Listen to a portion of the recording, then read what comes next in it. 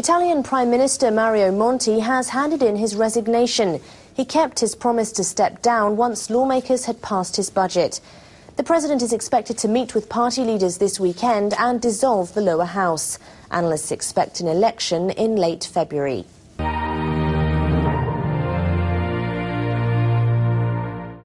An early exit for one of Europe's most respected leaders. Italy's Prime Minister Mario Monti resigned on Friday evening, months before the end of his term. He handed his resignation to Italy's president shortly after the lower house of parliament approved the last budget law of his one-year-long government. His last speech as Prime Minister delivered to a group of ambassadors.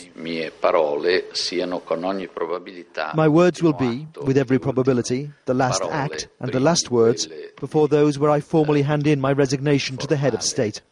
So thank you very much for allowing me to conclude with you this difficult but fascinating 13 months.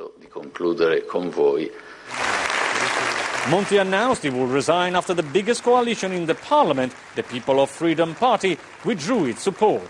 Its leader, former Prime Minister Silvio Berlusconi, has already announced he will run in the elections next February.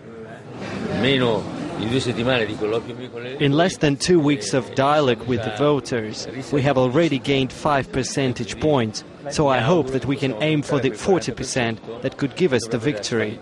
Monti's future is still unclear. Will he go back to being an economist, run as Prime Minister, or endorse parties that pledge to continue with his plans of reforms? The now former Prime Minister is expected to reveal his choice during a press conference on Sunday morning.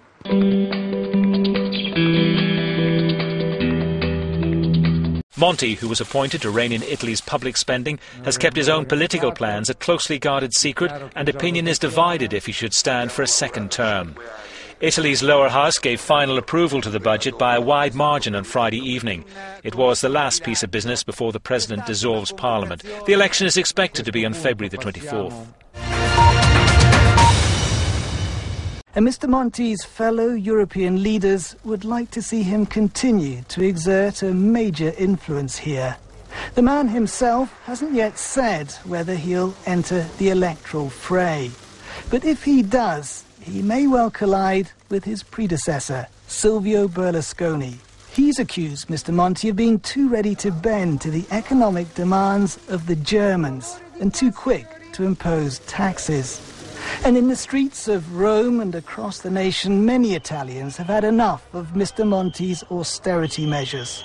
One poll suggests that more than 60% of them don't want him back.